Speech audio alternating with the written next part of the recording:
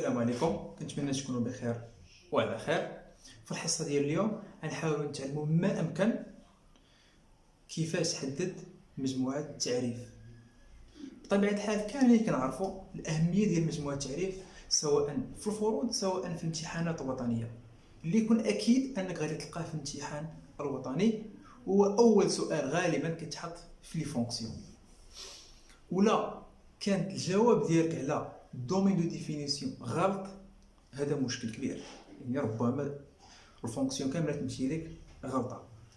المهم باختصار، قبل ما ندخل نشرح لكم مجموعه التعريف، غنشرح لكم واحد الامور اللي خصكم تعرفوها ضروريه قبل ما نبداو مجموعه التعريف.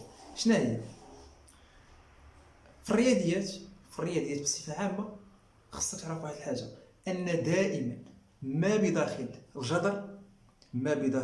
الجذر ديما تيكون بوزيتيف، يعني اكبر من او يساوي صفر، سوبيريور او ايغال زيرو.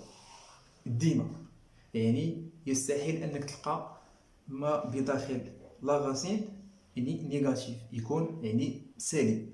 هذه ما كاينش في الرياضيات، باش نكونوا متفقين. ثاني حاجه اللي خصك تعرفها شنو هي؟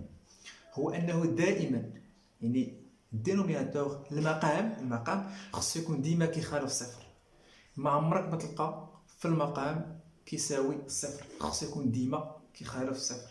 كنتمنى تكونوا فهمتوا مزيان هاد الحالات بجوج او هاد المشكلات بجوج، لانهم هما مبنيه عليهم الدومين دو ديفينيسيون. يلا انا غادي نحاول نشرح دابا في السبوره هادشي اللي قلتو دابا شفويا، نجسدو لكم دابا هنايا في السبوره. يلا قلنا اول حاجه خصك تعرفها مزيان في الرياضيات، كاحد قوانين الرياضيات ما عمرك تلقى ما بداخل الجذر عدد سالب.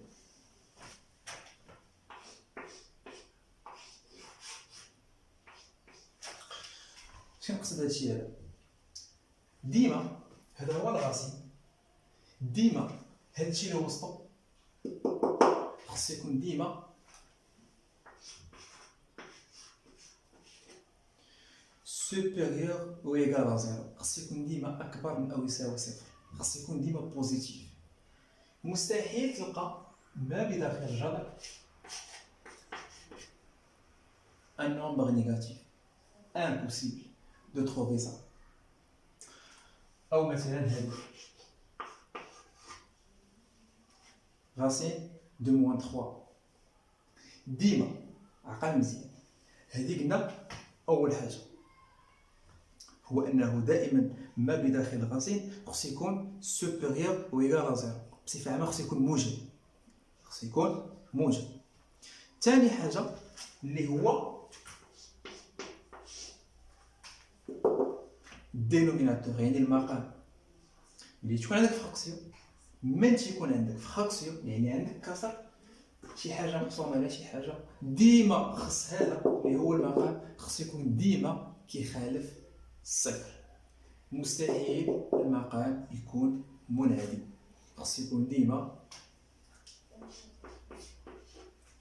ديفيرون ا زيرو، خص يكون ديما كيخالف الصفر.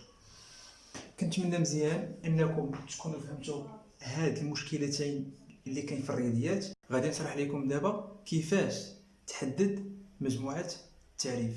انتبه مزيان واسمع ليا مزيان شنو غادي نقول لك، حيت هادشي اللي غادي نقوله لك من بعد ما غاديش تلقى مشكل نهائيا في الدومين دو ديفينيسيون بصفه عامه. شنو خصك تعرف؟ اول حاجه في الدومين دو ديفينيسيون هو انه كاين دي تيب، يعني كاين انواع.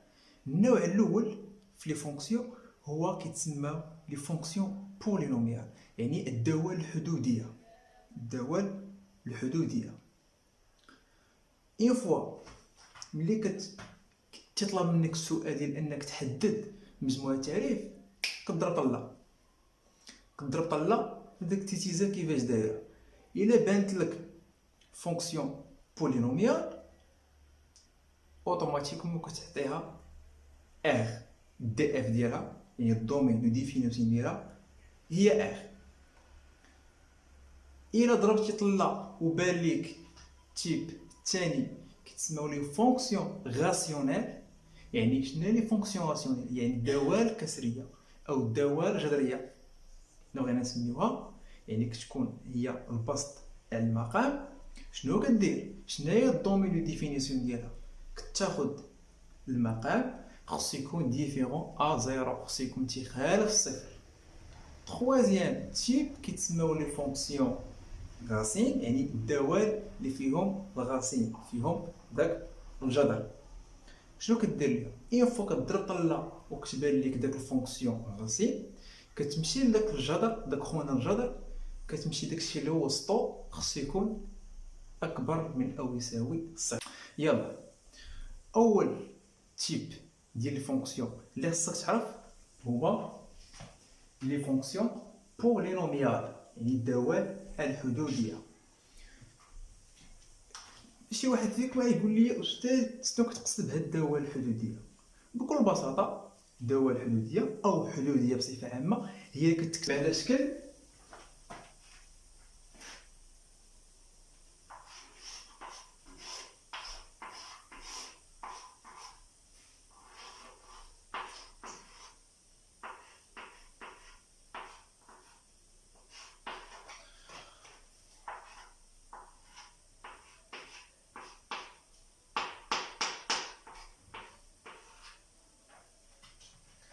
tel que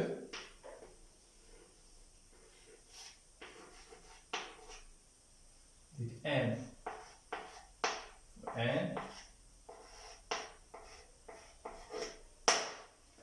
appartient à n. شنو بغيت نوصل لك من هنا؟ شنو هما لي فونكسيون بولينوميال؟ لي فونكسيون بولينوميال يعني الدوال الحدوديه هما لك، يعني هي حدوديه يعني هي الحدوديه. كيفاش كتكتب؟ انا نعطيكم امثله باش تعرفوا شنو هي بولينوم. 2 بلس 5 هذه راه حدوديه، هذه حدوديه يعني بولينوم مباشره. هاي هاد لي زيكسبوزون كيفاش دايرين؟ هاد ليكسبوزون 4 وهاد ليكسبوزون 2 ابارتيان للجروب. كتكتب على شكل شي حاجه مضروب في اكس بويسونس كذا بلس 3 مضروب في اكس بويسونس كذا. نعطيكم مثال اخر، يعني اين فوا تشوف بولينوم مباشره الدي اف ديالها هي اف مباشره.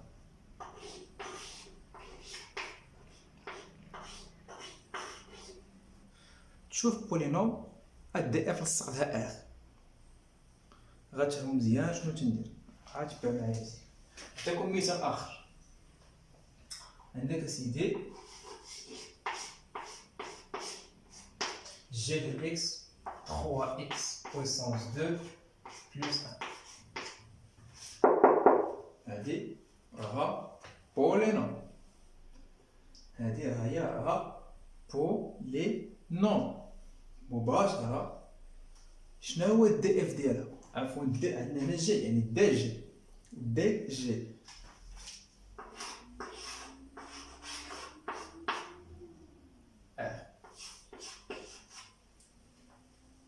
وهكذا دواليك. هذه بالنسبه للبروميير تيب اللي هما لي فونكسيون بولينوم.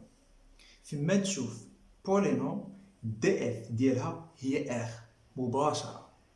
صافي. دابا غنشوفوا دوزيام تيب اللي هما اللي كتسماو لي فونكسيون راسيونيل. لي فونكسيون راسيونيل شفنا في الاول لي فونكسيون بولينوميال يعني بصفه عامه بولينوم. قلت لكم بكل بساطه فيما تشوف بولينوم دي اف ديالها يعني الدومين دو ديفينيسيون ديالها مباشره هي اف. دابا سيدي دوزيام تيب كيتسماو لي فونكسيون راسيونيل. شنو هما لي فونكسيون راسيونيل؟ يعني هما الدوال الجذريه. كنقصدو بشنو هي الدوال الجذريه؟ يعني حدوديه بولينوم مقسومه على بولينوم، حدوديه مقسومه على حدوديه. الفوق كاين البسط والتحت كاين مقام. بكل بساطه كيتكتبوا على هذا الشكل. ها هو لي فونكسيون راسيونيل.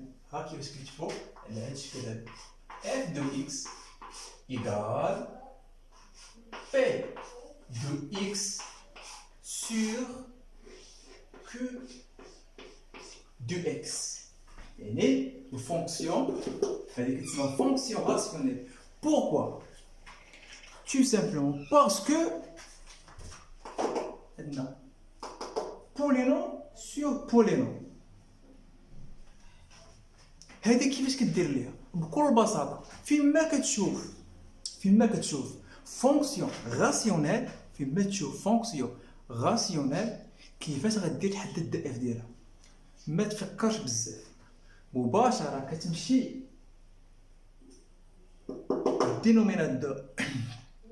الدينوميناتور اللي تحت، مباشره كتمشي للدينوميناتور اللي تحت كدير يخالف صفر.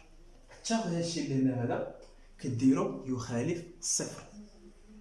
ما تفكرش بزاف، ما كاينش 100,000 طريقه. هادشي اللي كاين، كتمشي مباشره للمقام، يعني هاد الحدود ديالك تكون تحت، كدير لها ديفيرون ا زيرو.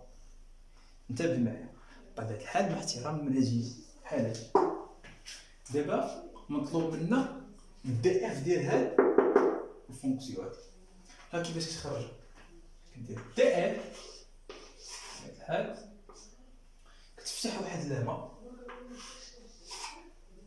كتكتب اكس ابارتين ا، لحقاش حنا خدامين في ا، يعني حنا خدامين في هاد لونسومبل ا سلاش كتعني بحيث، يعني تيل كو. شنو كدير؟ كتاخد قلنا هاد الدينوميناتور كديرو ديفيرون ا زيرو،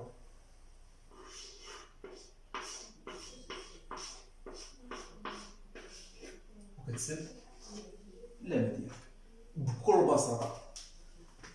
هذه هي الدي اف ديال فونكسيون راسيونيل.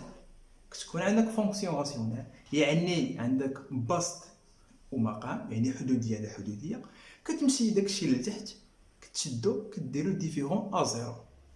سهله. يلاه دابا نخدمو، نعطيكم واحد المثال ولا جوج ديال الامثله باش تفهموا.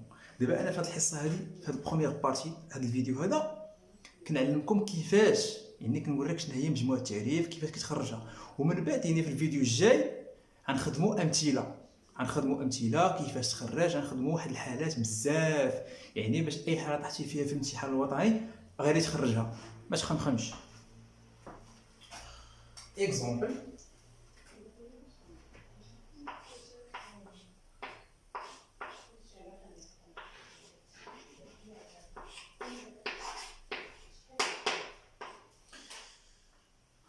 f de x égale 2x puissance 2 plus 3x moins 1 sur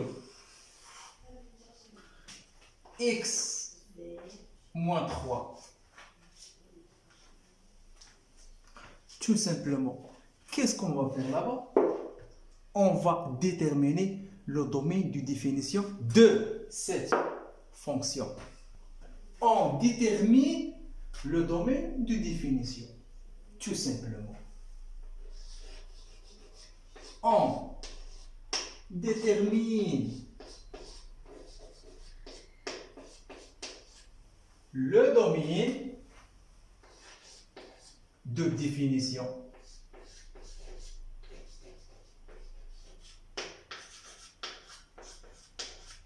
Le domaine de définition.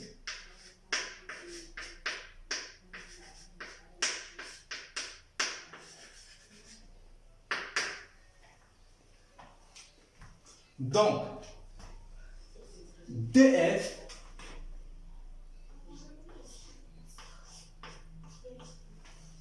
فتح لعبة x appartient à r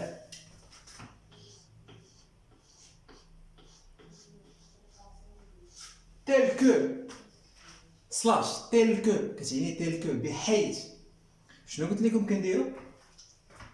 كنشدو يعني الدينوميناتور اللي هادشي اللي تكون تحت كنديرو له يخالف صفر، يعني غنشدو هاد البركه اللي هادي هاد البركه غنديرو ليها يخالف صفر.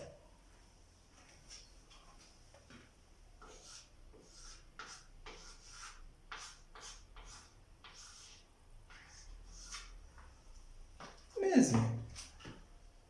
شتي شديت هاد الحدوديه ديال تحت اللي كاين في المقام، خديتها درت لها ديفيرون ا زيرو. مزيان.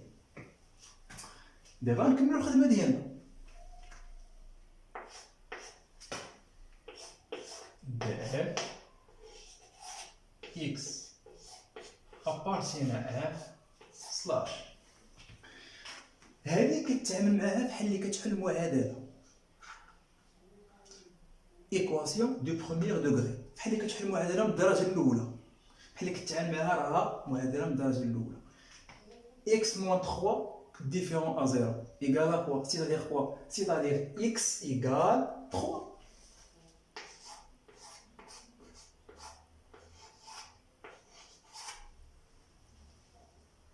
مزيان. دابا شنو كتعني هادي؟ شنو كتعني هاد مجموعه التعريف؟ شنو كتعني x يمكن لها تاخذ جميع القيم اللي كاين في r، يعني x يمكن لها تاخذ تو لي نومبر بوسيبل في هاد الجروب سوف نومبر 3. يعني هاد ثلاثه اللي ما مسموحش ليها تاخذها اكس، يعني هي اللي غنقصيوها. فهمتي؟ يعني هاد الثلاثه هادي هي اللي غادي نقصيوها، غنحيدوها كيف ما كيحيدوا الديال مزيان اللي كاين في المجتمع بطبيعه الحال. دابا هذه هي دي اف. شنو كتعني اكس كتاخذ جميع القيم اللي كانت في ار ما عدا 3. ها كيفاش كنديروا لها؟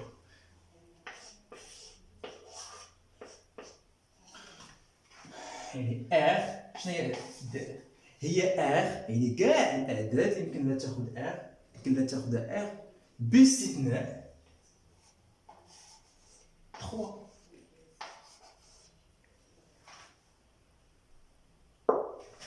بطبيعه الحال معظم الاساتذه ما كيعجبهمش ان التلميذ يخلي لهم غير هادي، كيفضلوا انك تكتب لهم المجال، يعني لانترفال.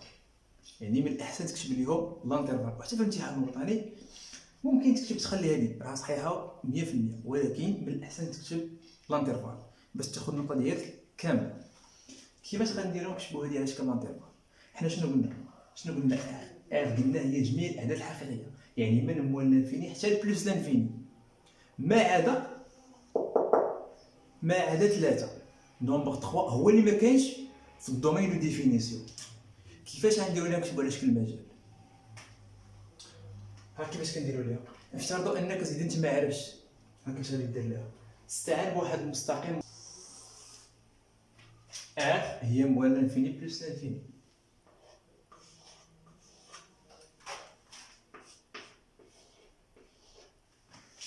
هي ار. شنو عندنا؟ نومبر 3. حط نومبر 3. حنا شنو قلنا؟ دابا غنكتبوها على شكل لانترفال.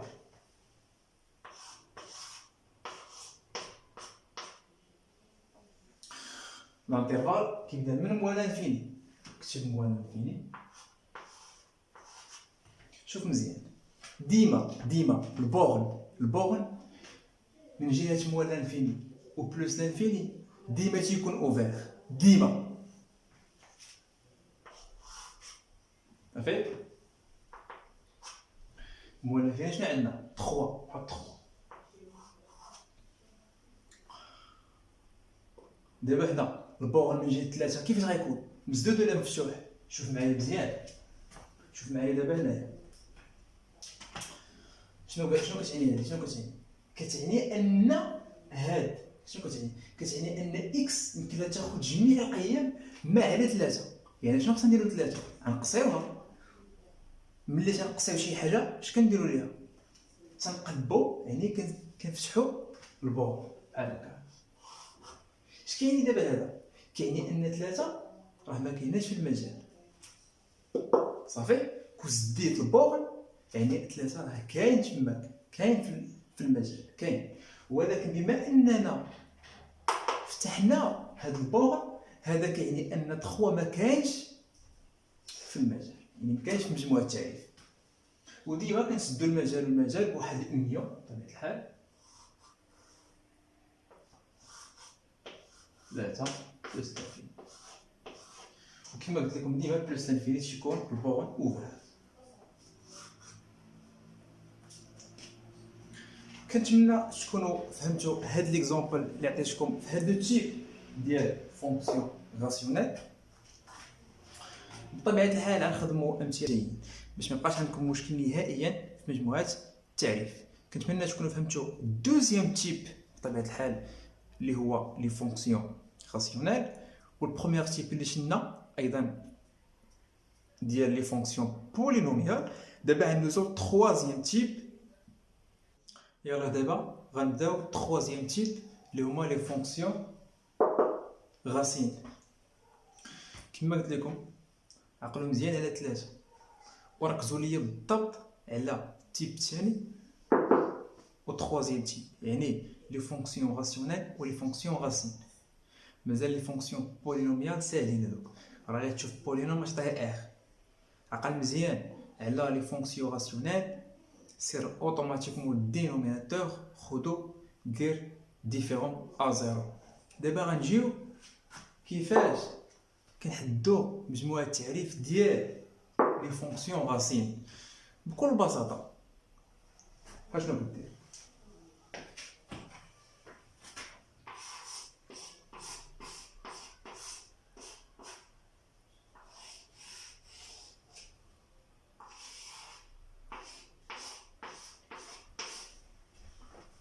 هذه فونكسيون غاسين، هذه فونكسيون غاسين. كما قلت لكم قبيله شنو كنعرفوا على الجدر؟ انه مستحيل يكون داكشي اللي داخل فيه يكون سالب، خاصو يكون ديما موجب. لهذا كيفاش كتحدد مجموعه التعريف ديالو؟ بكل بساطه ها الميثود. كيفاش؟ ها الميثود دي اف فتح لما اكس ابارتين ار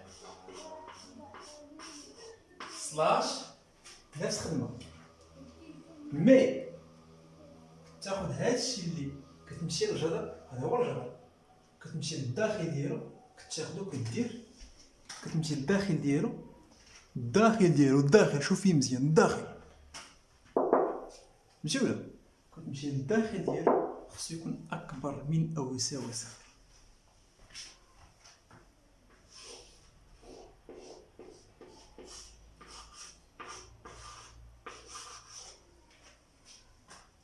هادشي اللي وسطو اللي هذا هو الجبر، هذاك الشيء اللي وسطو كتاخدو اكبر من او يساوي صفر. هذه هي الميثود كيفاش تحدد مجموع التعريف ديال لي فونكسيون غاسين. يلا نخدموا واحد الاكزومبل.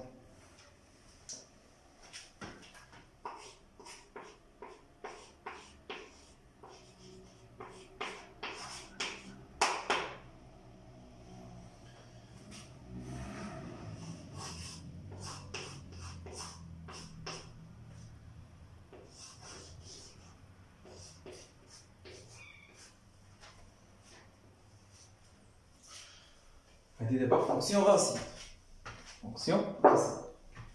بغينا سيدي نحددو لها مجموعه التعريف ديالها. عندنا هاد الفونكسيون هادي جي اكس ايكالا غاسين دو اكس موان زان، بغينا نحددو لها مجموعه التعريف. شنو غادي نديرو؟ ها الميثود ديالنا دي اف فتح لما اكس ابارتين ار سلاش كتمشي ما بداخل غاسين كديرو سوبيريور او ايكال ا زيرو، يعني اكبر من او يساوي صفر. هادشي اللي عندنا بكل بساطه.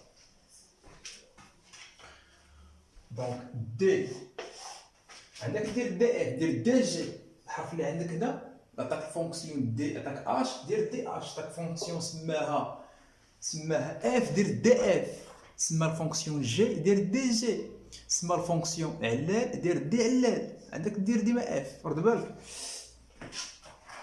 دي جي اكس ابارتين اف بطبيعة الحال نحترمو الميثود سلاش شنو كنا كنديرو؟ ها الجدر هذا هو لاغاسين. كتمشي ما بداخل لاغاسين كدير لو سوبيريور او ايكال زيرو. سمعتيني حمادي؟ اكبر من او يساوي صفر. رد بال بحمادي مزيان.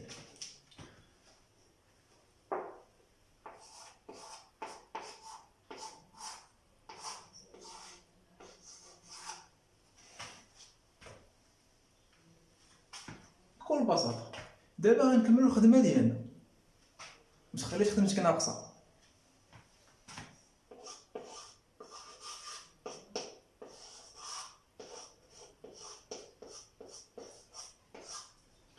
x moins 1 supérieur ou égal à 0.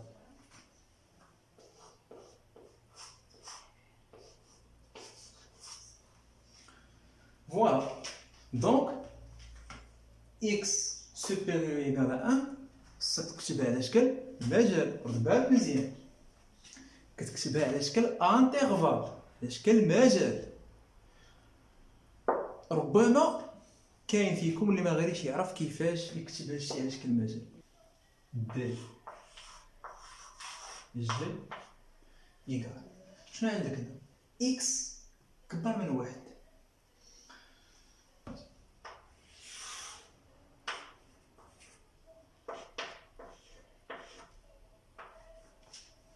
موان لانفيني بلوس لانفيني، عندك هنا واحد. حنا شنو قلنا؟ إكس كي دايرة كبار من أو يساوي واحد، يعني من هنايا حتى لهنا، يعني من واحد حتى لبلوس لانفيني. ياك من واحد حتى لبلوس لانفيني. شنو قلت لكم؟ ديما البورن من الجهه ديال بلوس لانفيني والموال لانفيني ديما تيكون اوفير. قايلين دابا البورن من جهه واحد. كيفاش غيكون البورن من جهه واحد؟ ديما كدي تشوف هنا، الا قلت لك كما قلت لكم، الا كان ستريكتومون يعني قطعا تيكون البورن اوفير، ولكن الا كان يساوي كتسد البورن. شنو عندنا او يساوي؟ هنا نسد البورن ديالنا. وحنا بكل بساطه خرجنا مجموعه التعريف ديالنا وربحنا النقطه. المهم نتمنى انكم تكونوا استوعبتوا جيدا الطريقه والشرح